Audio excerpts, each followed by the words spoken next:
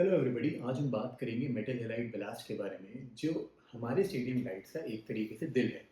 अगर आप engineer, technician या स्टेडियम अथॉरिटी में काम करते हैं तो ये नॉलेज आपके लिए और भी ज़्यादा ज़रूरी है। What does a blast do? There are three critical functions.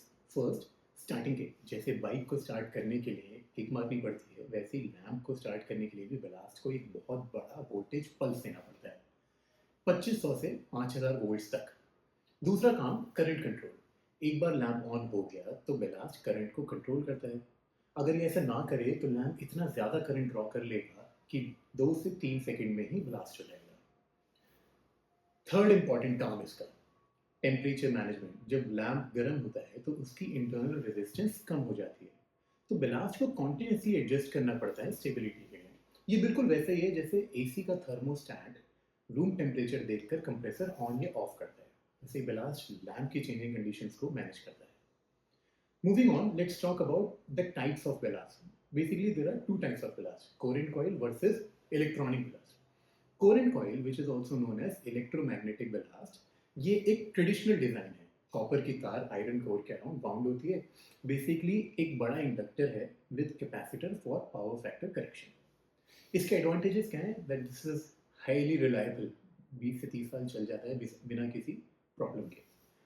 Voltage fluctuations भी झेल लेता है, अब लाइट कम ज़्यादा हो चलेगा। 10 से 15% वेरिएशंस में भी ये ठीक से काम करता है।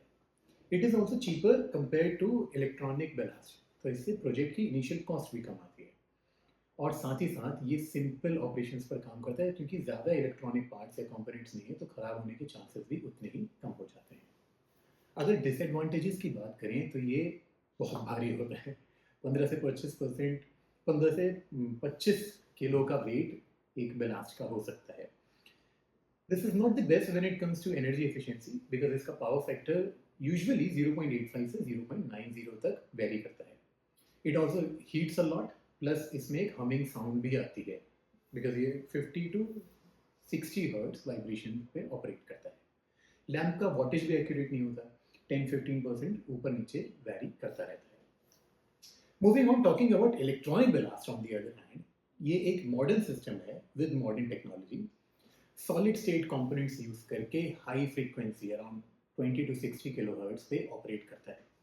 इसके क्या एडवांटेजेस होंगे? That it is 60 to 70% lighter when it comes to weight, plus it is very high, it is very energy efficient.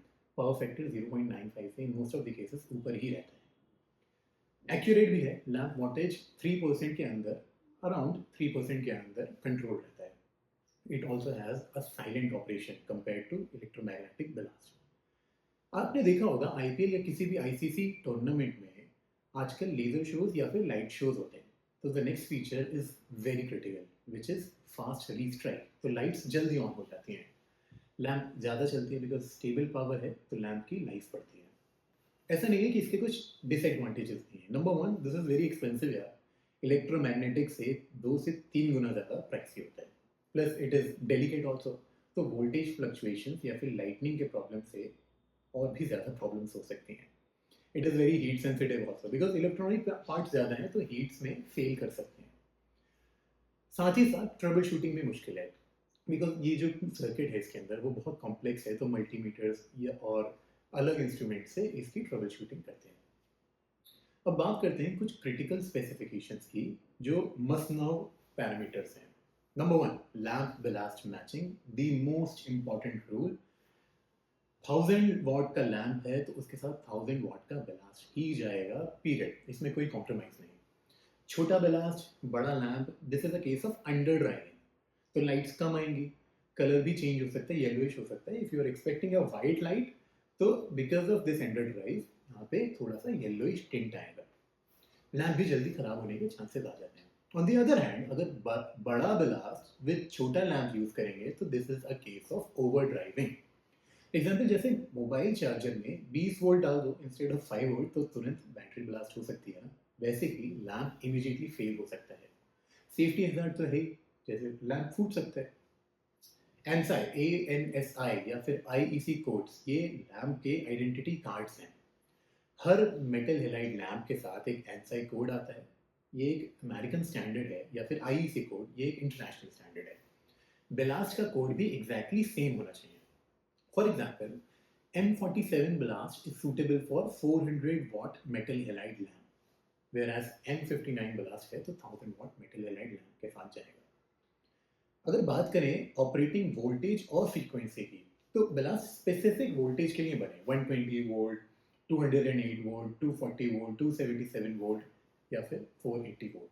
Important ये है कि रेटेड वोल्टेज से 5% से ज़्यादा ऊपर नीचे मत करिए. फॉर एग्जाम्पल, सोचिए अगर 220 वोल्ट की एक आयरन है और आप उसमें 280 वोल्ट दे देते हैं तो पहले तो बहुत गर्म हो जाएगी, बट अल्टीमेटली उसकी कॉइल जल जाएगी. वैसे ही ब्लास्ट हुई है. ऐसी फ्रीक्वेंसी भी मैटर करती है. 50 हर्ट्ज ब्लास्ट 60 हर्ट्ज लैम्प के साथ नहीं चलेगा. ऐसे ही पावर फैक्टर भी इम्पैक्ट करता है. पावर फैक्टर तो खैर आपके इलेक्ट्रिसिटी बिल्स को भी इम्पैक्ट करता है. लो पावर फैक्टर मतलब आप यूजलेस रिएक्टिव पावर के लिए भी पैसे दे रहे हैं जो किसी काम की नहीं. तो you should aim for when it comes to electromagnetic blast minimum 0.90 power factor capacitors के साथ में. इलेक्ट्रॉनिक ब्लास्ट के लिए मिनिमम 0.95. अब अगर बात करें installation considerations for sports venues की, तो thermal imaging thermal management is critical for longevity. Blast गर्मी जनरेट करते हैं. इलेक्ट्रोमैग्नेटिक इसलिए 15 to 20% इनपुट पावर पर ऑपरेट करता है. इलेक्ट्रॉनिक ब्लास्ट 8 से 12% इनपुट पावर पे. For example, 1000 what electromagnetic blast लगाया तो वो 150 से 200 वॉट सिर्फ हीट में वेस्ट कर रहा है. जैसे एक नॉर्मल बल्ब उसके अंदर जल रहा है. This is a complete waste of energy. दूसरी प्रॉब्लम एनक्लोज फिक्चर्स में. जैसे कभी मैंने कई साइट्स पर देखा है कि वो ब्लास्ट, बीट इलेक्ट्रोमैग्नेटिक ब्लास्ट और इलेक्ट्रॉनिक ब्लास्ट, वो एक एनक्लोजर बॉक्स कंप्लीटली बंद होता है डब्बे की तरह.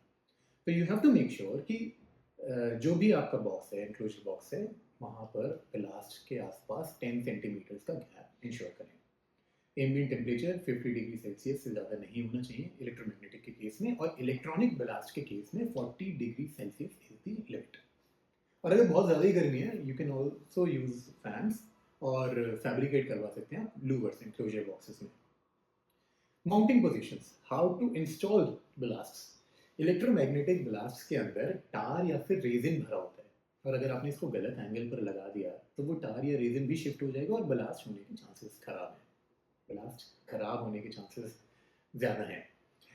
Electronic ballast on the other hand, इसमें कोई टेंशन नहीं, because there is no tar और रेजिन. तो किसी भी पोजीशन में लगाइए, but make sure you go through manufacturer's manual once.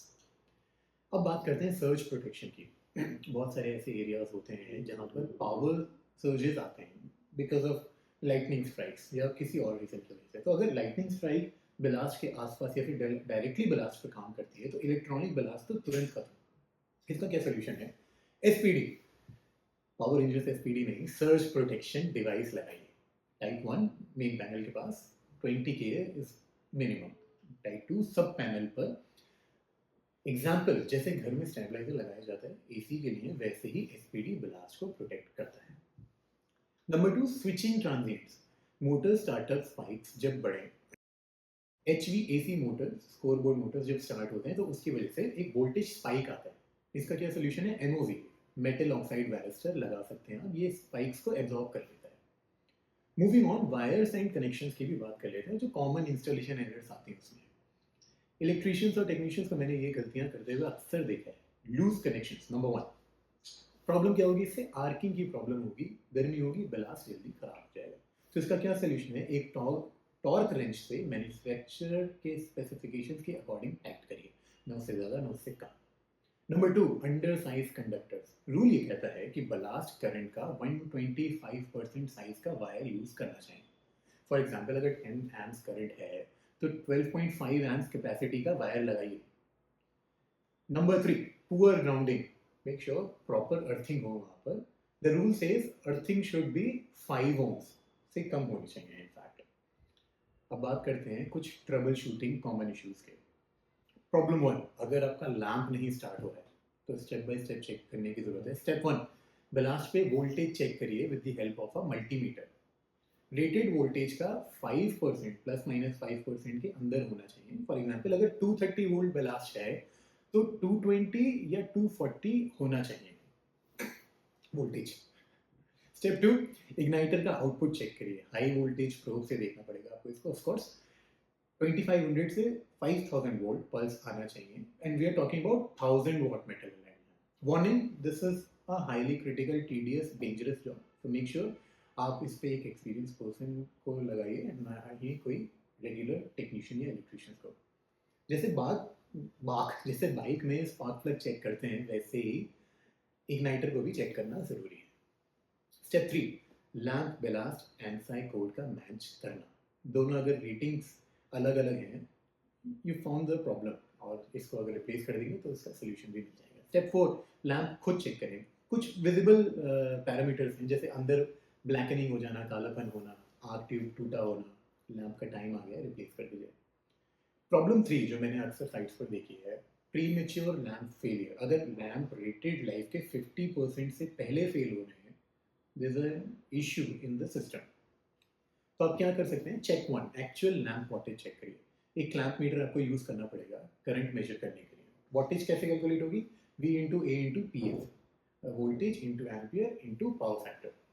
The rule says rating का ±5% के अंदर होना चाहिए। फॉर एग्जाम्पल, अगर 1000 वॉट लैम्प है बट एक्चुअली 1150 वॉटेज कंज्यूम कर रहा है, this is a case of over driving, तो बेलास्ट की प्रॉब्लम है। Check number 2, voltage fluctuations. पूरे दिन वोल्टेज मॉनिटर करिए, और अगर ज़्यादा फ्लक्चुएशंस हैं तो लाइफ लैम्प की ऑलरेडी कम हो जाएगी। वोल्टेज स्टेबलाइजर लगा सकते हैं आप उसकी जगह पर। Check number 3, ballast lamp matching. फिर से कंफर्म करिए कोड्स को, और एक डेटा शीट निकालिए और वेरीफाई भी करिए इसको। Check number 4, vibrations. क्या फिक्सचर वाइब्रेट कर रहा है? मैंने अक्सर बहुत सारी साइट्स पर देखा है, because of vibrations from the adjacent highways या फिर फैक्ट्रीज उसके आसपास होती हैं, तो वाइब्रेशन से लैम्प के इलेक्ट्रोड्स पर स्ट्रेस पड़ता है। एक रियल इंसिडेंट अगर बताऊं तो हाईवे के पास एक स्टेडियम था, हेवी ट्रक्स पास करते थे तो पूरा लाइट टावर जो हाई मास्ट होता है वो वाइब्रेट करता था, साथ ही एंक्लोजर बॉक्स भी। लैम्प्स 3000 आवर्स में ही फेल हो गए इंस्टेड ऑफ 10,000 आवर्स। डैम्पनर्स लगाए और प्रॉब्लम सॉल्व हो गई। अब बात करते हैं कुछ मेंटेनेंस प्रोटोकॉल्स की स्टेडियम लाइटिंग एनुअल इंस्पेक्शन में। Number 1, megger test is also known as insulation check. Megger से टेस्ट करिए कि रीडिंग 50 मेगोम से ज़्यादा होनी चाहिए। अगर कम रीडिंग है, इसका मतलब इंसुलेशन वीक हो रही है, बेलास्ट रिप्लेस करने का टाइम आ गया है। Number 2, thermographic scan. Hotspots detect करने के लिए आप थर्मल कैमरा या फिर थर्मल गन यूज़ कर सकते हैं। अगर कोई जगह बहुत ज़्यादा गर्म हो रही है, ओवर हीट हो रही है, कंपोनेंट्स फेल हो रहे हैं या फिर शॉर्ट सर्किट हो रहा है, ऐसे केस में बेलास्ट को प्रायोरिटी से रिप्लेस करना चाहिए। नंबर 3, वोल्टेज, करंट और पावर फैक्टर को लॉक करिए। मल्टीमीटर से मेजर करिए, एक एक्सेल शीट मेंटेन करिए, और ट्रेंड्स देखेंगे तो आपको एक प्रिडिक्शन मिल जाएगी बेलास्ट या और कोई कंपोनेंट कब फेल हो सकता है।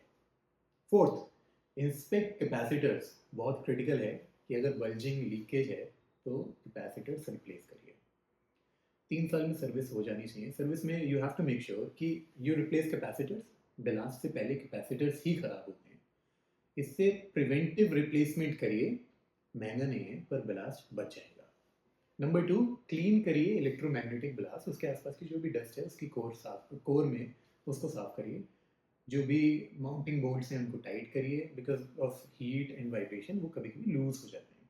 कनेक्शन चेक करिए, और इग्नाइटर्स भी अंडर लोड टेस्ट करिए। अगर वीक आउटपुट है तो you have to replace igniters. अब बात करते हैं इलेक्ट्रॉनिक बेलास्ट मॉनिटरिंग की। नंबर 1, रीड करिए डायग्नोस्टिक आउटपुट्स को।